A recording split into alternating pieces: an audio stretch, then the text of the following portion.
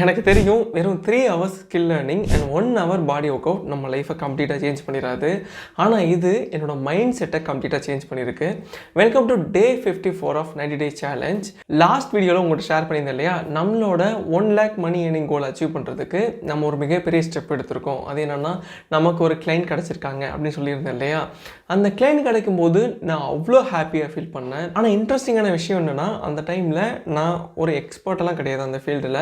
But என்னால் அந்த ஃபீல்டில் என்னென்ன ஸ்கில்ஸ்லாம் அவங்களுக்கு இனிஷியல் ஸ்டேஜில் ப்ரொவைட் பண்ணி அவங்க பிஸ்னஸை க்ரோ பண்ணுறதுக்கு ஹெல்ப் பண்ண முடியுமோ அதெல்லாம் ஷேர் பண்ணி அதை வச்சு தான் நான் அந்த கிளைண்ட் அப்ரோச் பண்ணேன். அவங்க இதுக்கு ஓகே சொன்னது ரொம்ப ஹாப்பி அண்ட் சாட்டிஸ்ஃபைடாக இருந்தது. அது பயங்கரமாக ஒரு கான்ஃபிடென்ட் கொடுத்தது எனக்கு. ஓகே, நம்ம ஃபர்ஸ்ட் ஸ்டெப் எடுத்து வச்சுருக்கோம், சூப்பராக போக போகுதுன்னு நினச்சிட்டு இருந்தேன். அந்த டைமில் எனக்கு இருந்த ஹோப், அந்த டைமில் எனக்கு இருந்த சந்தோஷம் நெக்ஸ்ட் 3 to 4 days வரைக்கும் கூட கண்டினியூ ஆகலை. என்ன ஆச்சுன்னா, அந்த கிளைண்ட்டுக்கு ரீசெண்டாக ஒரு மைல்டு ஆக்சிடென்ட் நடந்துருச்சு.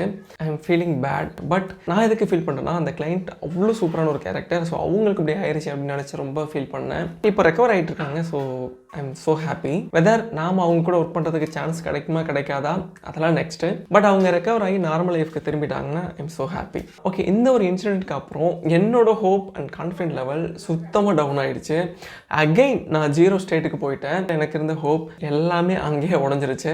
ஓகே, நமக்கு இதெல்லாம் செட் ஆகாது, நம்ம நார்மல் லைஃபுக்கே திரும்பிடலாம் அப்படின்னு தோண ஆரம்பிச்சிருச்சு. அப்படி யோசிக்க ஆரம்பித்தேன். 1 week போயிருச்சு, 1 week 2 week மாறுச்சு. ஏன்னா நான் எதுவுமே பண்ணாமல் இருப்பேன்னா அதை நினச்சி மறுபடியும் வெக்ஸ் ஆகி மறுபடியும் எந்த ஒர்க்கும் பண்ணாமல் ப்ரோக்ராஸ்டினேட் பண்ணி 2 weeks மேலே வேஸ்ட்டாக போயிடுச்சு. ஒன் பர்டிகுலர் டே நான் வந்து ரியலைஸ் பண்ணேன். அந்த டே வந்து என்னென்னா, எனக்கு நல்லா ஞாபகம் இருக்குது, டே 47. அது என்னென்னா, நாம் எப்படி ஃபீல் பண்ணிகிட்டே இருந்தோம் அப்படின்னா, இன்றைக்கி இல்லை நாளைக்கு இல்லை 5 வருஷம் ஆனாலும் நம்ம லைஃப் இதே இடத்துல தான் இருக்கும், நம்ம கொஞ்சம் கூட குரு ஆயிருக்க மாட்டோம் அப்படின்னு தோணுச்சு. ஓகே, நம்ம இதை கண்டிப்பாக சேஞ்ச் பண்ணி ஆகணுமே அப்படின்ட்டு நம்ம என்ன பண்ணலாம் அப்படின்னு யோசிக்கும் போது தான் நாம் ஏன் வேறு கிளைண்ட்டை அப்ரோச் பண்ணாமல் இருக்கோம், ஏன் அப்ரோச் பண்ணக்கூடாதுன்னு எனக்கு ஒரு திங்கிங் இருந்தது. ஆனால் அதுக்கான ஆன்சர் என்கிட்ட இருந்தது. என்ன ஆன்சர் அப்படின்னா, நம்ம ஏன் இன்னொரு கிளைண்ட்டை போய் அப்ரோச் பண்ணாமல் இருக்கோம் அப்படின்னா, நம்மக்கிட்ட அந்த அளவுக்கு ஒரு ஸ்கில் செட் இல்லை, கிரெடிபிலிட்டி கிடையாது, நான் இதெல்லாம் பண்ணியிருக்கேன் அப்படின்னு நம்ம அவங்கள்ட்ட ஒரு ப்ரூஃப் காமிக்க முடியாது இல்லையா. ஸோ இதை நம்ம ஃபஸ்ட்டு பில்ட் பண்ணுவோம் அப்படின்னு தோணுச்சு. ஸோ அதுக்கு நம்ம என்ன பண்ணணும் அப்படின்னா, ஃபஸ்ட் என்னென்ன ஸ்கில்ஸ் நமக்கு லேக்காக இருக்குது அதெல்லாம் நம்ம வந்து லேர்ன் பண்ணி டெவலப் பண்ணுவோம் அப்படின்னு தோணுச்சு.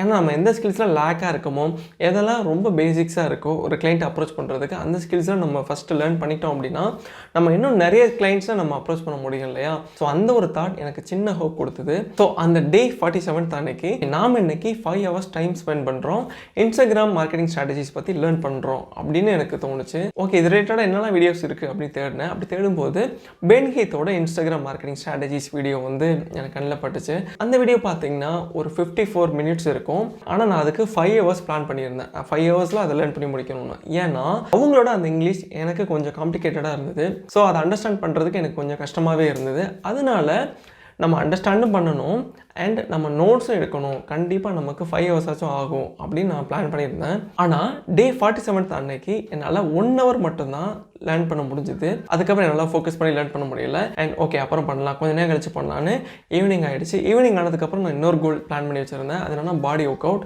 நாம் இன்றைக்கி 1 hour ஆச்சும் நம்ம பாடி ஒர்க் அவுட் பண்ணியே ஆகணும் அப்படின்னு நினச்சேன். ஆனால் ஆரம்பிக்கிறதுக்கு முன்னாடி எனக்கு கொஞ்சம் கூட இஷ்டம் இல்லை. ஓகே, 1 hour நம்ம பண்ணுறோமோ இல்லையோ, ஒரு 10 minutes பண்ணுவோம், பிடிக்கலன்னா ரிட்டர்ன் வந்துருவோன்ட்டு தான் போனேன். ஆனால் ட்ரஸ்ட் மீ காய்ஸ், நான் நினச்சது 10 minutes பண்ணிட்டு வந்துருவோன்னு தான் நினச்சி போனேன். ஆனால் நினச்சி பார்த்ததை விட அதிகமான ஒர்க் அவுட்ஸ் அன்றைக்கி நான் கம்ப்ளீட் பண்ணேன். ஸோ இங்கே ப்ராப்ளம் என்ன அப்படின்னா, நம்ம எந்த ஒரு விஷயத்தையும் ஸ்டார்ட் பண்ணுறதா பிரச்சனை போல இருக்குது. கொஞ்சம் ஸ்டார்ட் பண்ணி அந்த ஃப்ளோவில் போயிட்டோம் அப்படின்னா நம்ம கண்டினியூ பண்ணிடுவோம் போல இருக்குது. ஸோ இது நான் லேர்ன் பண்ண விஷயம். ஸோ நீங்கள் ஒரு வேலை ஸ்டார்ட் பண்ணலாமா வேணாமா நினச்சி ஃபீல் பண்ணிட்டு இருக்கிறத விட, ஒன்ஸ் நீங்கள் ஸ்டார்ட் பண்ணுங்கள், அந்த ஃப்ளோ உங்களுக்கு கிரியேட் ஆயிடுச்சு அப்படின்னா நீங்கள் என்ன டாஸ்க் பண்ணணும்னு நினைக்கிறீங்களோ அந்த டாஸ்கில் ஒரு பர்டிகுலர் லெவலை உங்களால் ரீச் பண்ண முடியும். ஓகே, அந்த பாடி ஒர்க் அவுட் பண்ணதுக்கப்புறம் எனக்கு பயங்கர டயர்ட் ஆகிடுச்சு. சீக்கிரமே அன்றைக்கி படுத்துட்டேன். And next day morning 5 o'clock எழுந்திருக்கணும்னு பிளான் பண்ணியிருந்தேன். ஆனால் என்னால் 5 o'clock எழுந்திருக்க முடியல. 6 o'clock தான் எழுந்திரிச்சேன்.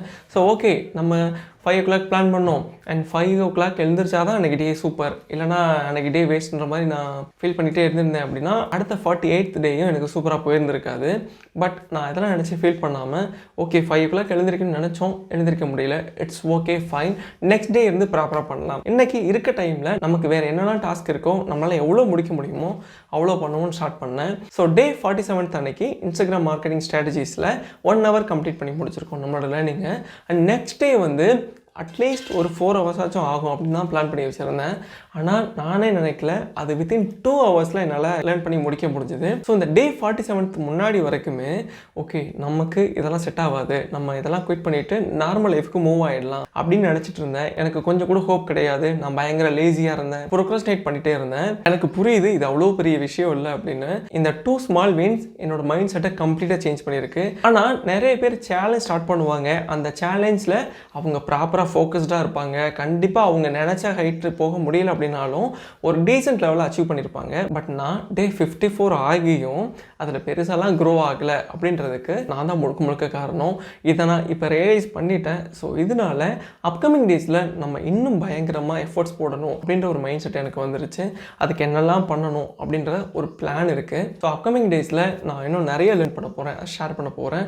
என்னோட அந்த ஜேர்னியில் நீங்களும் க்ரோ ஆகிட்டு இருக்கீங்க அப்படின்னா நீங்கள் என்ன கோலை அச்சீவ் பண்ணுறதுக்காக ட்ரை பண்ணிட்டு இருக்கீங்க, எஃபர்ட்ஸ் போட்டுட்ருக்கீங்க அப்படின்றத கமெண்ட் செக்ஷனில் மென்ஷன் பண்ணுங்கள். அண்ட் நெக்ஸ்ட் மந்த் நீங்கள் உங்களோட கோலில் எவ்வளோ க்ரோ ஆகிருக்கீங்க அப்படின்றத வந்து திரும்ப கமெண்ட் பண்ணுங்கள்.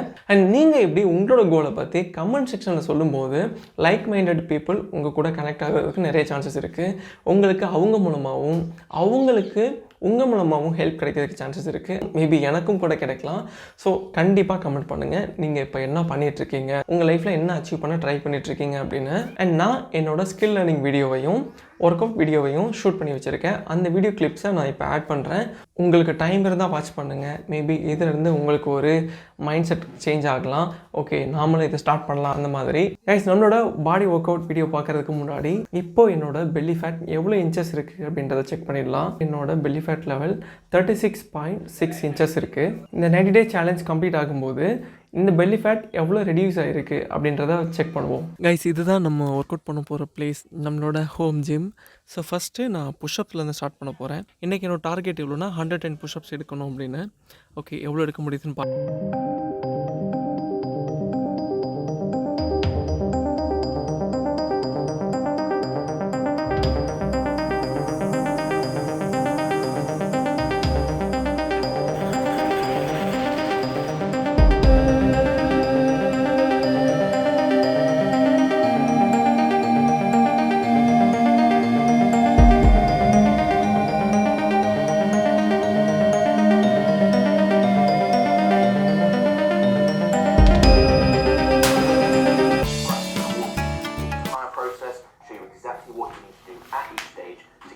ஸோ இந்த வீடியோஸ் மூலமாக உங்களோட லைஃப்பில் சேஞ்ச் பண்ணுறதுக்கு நீங்கள் ஒரு சின்ன ஸ்டெப் எடுத்து வச்சாலும் ஐ எம் ஸோ ஹாப்பி.